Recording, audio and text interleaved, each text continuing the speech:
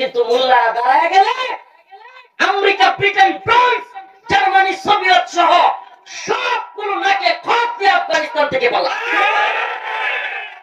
আমরা মুমিন, আমরা দাঁড়াতে জানি, আমরা কাউকে পরোয়া করি না, আল্লাহকে ছাড়া। আল্লাহ আমার মৃত্যু যেদিন আছে সেদিনই মরতে হবে, পৃথিবীর কোন ক্ষমতাধর আমাকে মারার ক্ষমতা রাখে না। বিশ্বাস আমাদের আছে।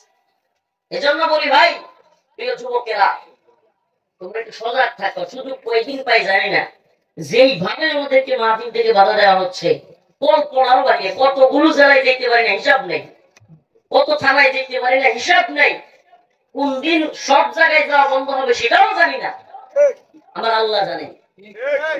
সুযোগ যতটুকু পাই তোমাদেরকে সজাগ করে যাই মুসলমান, এটাই আমাদের জন্য সুবর্ণ সুযোগ। হতে পারে আজকের কথাও শেষ কথা, বাকি আল্লাহ জানে। ও মুসলমান, মনে রাখো, তোমাদের সবচাইতে কঠিন শত্রু হিসেবে তোমরা পাবা একদল হলো ইহুদি, আরেকদল হলো মুশরিক, হিন্দুত্ববাদী মুশরিক। কথা, আমি সেই মুশরিকদেরকে, হিন্দুত্ববাদীদেরকে আল্লাহ বলতেন এরা মুশরিকরা হলো মুসলমানদের, মুশরিকদের মধ্যে কট্টর যারা, এরা মুমিনদের, মুসলমানদের শত্রু। আমি কি তাদেরকে চিহ্নিত করে দিব না? আল্লাহ কোরআনে বলতেছেন, নাতে জিদান না আসাদান নাস, মানুষদের মধ্যে আসাদটা কঠিন, আদাওয়াত, শত্রুতা। ওয়াল্লাযীনা আমানু ইয়াহুদা ওয়াল্লাযীনা আশরাকু, মুশরিক এবং ইহুদিরা। তাহলে দেখেন না আপনি, আমাদেরকে কিচ্ছু দেওয়ার খবর নেই। আপনি যে ব্যক্তি, যে দলই করেন, আপনার মধ্যে দেশ ইসলামের প্রতি ভালোবাসা, দেশের প্রতি আছে তো? আমার প্রশ্ন আপনাকে নিয়ে, আপনি একটু গায়রতওয়ালা নিয়ে চিন্তা করেন। সিলেটে এই কয়েকদিন না বৃষ্টি হলো, যখন বৃষ্টি নাই, কোন বৃষ্টি নাই, তখন বন্যায় মানুষ ভেসে যায়। কোথেকে পানি আসে? আপনি আমাকে যতটুকু পানি দেওয়া দরকার ততটুকু দেন না। আমার যখন পানি দরকার, আমার জমিনগুলো শুকিয়ে যাচ্ছে, মরে যাচ্ছে, তখন আপনি পানির বাঁধগুলো আটকে রাখেন। আমার যখন পানির দরকার নাই, সব বাঁধ একসাথে ছেড়ে দিয়ে আমাকে বানরের মতো, শুকরের মতো, গরু ছাগলের মতো মেরে ফেলেন। একটি বন্ধুত্ব মিয়া, এটা বন্ধুত্ব নয়, এটা প্রভুত্ব। কবে বুঝবে বাঙালি মুসলিমরা, কবে বুঝবে না? যে দল করে, আমি রেলগাড়ি দিব, আমাকে তিস্তার পানি দাও। আমি তোমার সীমান্তে কখনো গুলি করে আমার কোন বিজেপি জওয়ান ভারতীয় নাগরিককে মারে না, আমাকে কেন মারবা? আমার বিজেপির ভাইকে অন্য বিজেপির সদস্যরা কানে করে লাশ নিয়ে আসতে হয়, জবাব দেওয়ার মতো কেউ নাই। সহ্য করা যায় না, সহ্য করা যায় না। কত লাশ আমরা কাঁধে তুলবো, কত ফেলানি হত্যা হবে। ভারতীয় রেলগাড়ি ঢুকে যাবে বাংলাদেশে, আর আমরা চুপছে চুপছে দেখবো। মুসলমান মারা যেতে পারে, কিন্তু দেখতে পারবো। এই হিম্মত লাগবে, এখানে দরকার মুসলমানদের, এখানে দরকার। ও প্রিয় মুমিন, ইমানের তাকওয়া এটা তুমি কল্পনা করতে পারবা না। তুমি কিসের নামাজ পড়লা, কিসের রোজা রাখলা, তুমি কল্পনা করতে পারবা না। 4 দিন পরে তোমার মসজিদ গুলোতে হামলা করে তোমাকে নামাজ পড়া কাশ্মীর, আসাম কিংবা বিভিন্ন রাজ্যে বুলডোজার দিয়ে ভেঙে দিচ্ছে, কিছু করতে পারবা না। তুমি কল্পনা করতে পারবা না এখন থেকে সচেতন না হলে। তাহলে সমানে সমানে অধিকার থাকবে, গিভ এন্ড টেক, কিছু দিবা কিছু নিবা, সব আমার কাছ থেকে নিবা, আমাকে মারবা, এটা হতে পারে না। এটা বন্ধুত্ব বলে না ভাই। এজন্য আয়াতে কারিমা তিলাওয়াত করেছি, আইয়ুহাল্লাযীনা আমানু, হে ঈমানদাররা, লা তাত্তাখিযুল ইয়াহুদা ওয়ান নাসারা আউলিয়া, তোমরা ইহুদি খ্রিস্টানদেরকে বন্ধু বানায়ো না। কি বানায়ো না? ইহুদি খ্রিস্টানদেরকে বন্ধু বানায়ো না, মুশরিকদেরকে বন্ধু বানায়ো না। আল্লাহর সাথে যারা শরীক করে, শিরিক করে, এরা মুসলমানদেরকে কেন দেখতে পারে না? কারণ হলো তার আল্লাহর শত্রু। মুমিনরা কি আল্লাহর শত্রু না বন্ধু? মুমিনরা আল্লাহর বন্ধু, আর মুশরিকরা আল্লাহর শত্রু। ঈমানের তাকাজা, এটা ঈমানের তাকাজা। আমরা একজন অন্য ধর্মাবলম্বীকে মেরে ফেলতে এখনই বলি না যে দেশ থেকে তারা এলেন, সেটাও বলি না, তা অবশ্যই থাকবে, আমরা বলি না।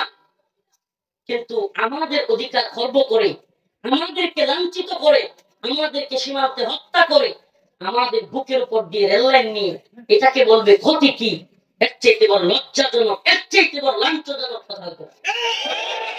আল্লাহ পাক আমাদের সবাইকে, আল্লাহ পাক আমাদের সবাইকে বোঝার তৌফিক দান করুন, আমল করার তৌফিক দান করুন। প্রিয় যুব সমাজ, সচেতন করি, সচেতন করি তোমাদেরকে ভাই। স্রোতে গা ভাসাইয়া দিও না, হুজুকে মাতাল হয়ে যায় না।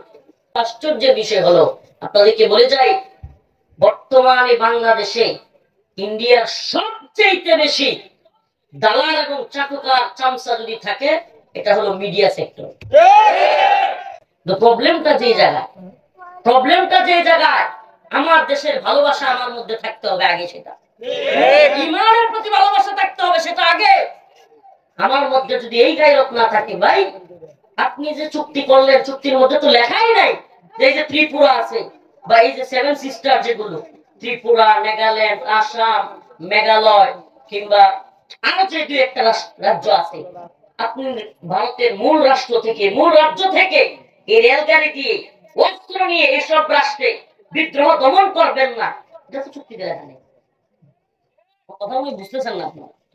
এই রেলগাড়ি দিয়ে প্রশাসনিক জিনিসপত্র যাবে না, এটা লেখা আছে। তাহলে যদি এই জিনিসপত্র বাংলাদেশ দিয়ে যায়, বাংলাদেশ একটা যুদ্ধক্ষেত্র হবে কিনা? বাংলাদেশের আশপাশে আপনারা সেভেন সিস্টার বুঝেন, চিকেন নেক বুঝেন, আমি আলোচনা লম্বা করলে বুঝবেন। চিকেন নেক বলতে সাপের মাথার মতো একটা জায়গা, যেটা বাংলাদেশ এবং ভারত সীমান্ত দিয়া একেবারে ছোট্ট ভারতের 7টা রাজ্যে গিয়ে ঢুকছে। 7টা রাজ্য, কয়টা? সেভেন সিস্টার বলা হয়। এই সেভেন সিস্টারে যে রাজ্যগুলো ঢুকছে, এই কথাগুলো অনেকের মানে এই প্রোগ্রাম গুলোতে খুব গা জ্বলে, খুব কষ্ট লাগে। এই হুজুর এই সব কথা এখানে বলে কেন? আল্লাহ রসুলের কথা বলবো, আল্লাহ রসুলের কথা বলতেছি। কোরআন খুলেন, লাতাজিদান্না শাদ্দান নাস আদাওয়াতাল লিল্লাযীনা আমানুল ইয়াহুদ ওয়াল্লাযীনা আশরাকু। ইসুর পড়েছিল, রাতের বেলা খাবেন না, খুব আন্দোলন, খুব আন্দোলন খাবেন না, রসুলকে কটূক্তি করলে তারপরেও খাবেন না। তারপরে তো আপনাকে ঈশ্বরের কথা বলতেই হবে। এইভাবে একটার পর একটা, একটার পর একটা ইস্যু দিয়ে আমাদেরকে যেভাবেই হোক ওই ইস্যুগুলোতে রাখবে। কিন্তু জাতি যখন জাগ্রত হচ্ছে যে না, ভারতের রেল লাইন আমাদের উপর দিয়ে যাবে, এটা হতে পারে না, এই ইস্যুতে কোনোভাবে কথা বলতে দেওয়া যাবে না। এই ইস্যু থেকে সরাই রাখতে হবে। কি করতে হবে? আমি বলতে চাই, সচেতন ভাইরা যে যে দল করেন, প্লিজ সীমান্ত অঞ্চলের মানুষ সাবধানে থাকেন। মনে করেন না কিছু টাকা পয়সা হয়ে গেছে, আমি অমুক দল করি, আমার বাড়ি আছে, গাড়ি আছে, নো টেনশন। আমার কিসের টেনশন? আপনি জানেনই না কত বুলডোজার দিয়ে গাড়ি গুড়ি সব ভেঙে ফেলতেছে, সব বাড়িঘর। আপনি কোথায় আছেন? কল্পনা করতে পারবেন না।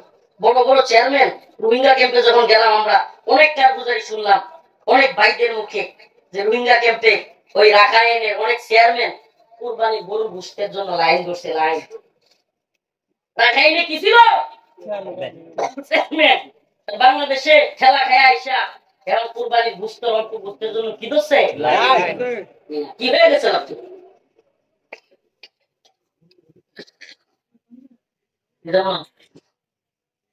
আপনাদেরকে সতর্ক করার দায়িত্ব আমাদের।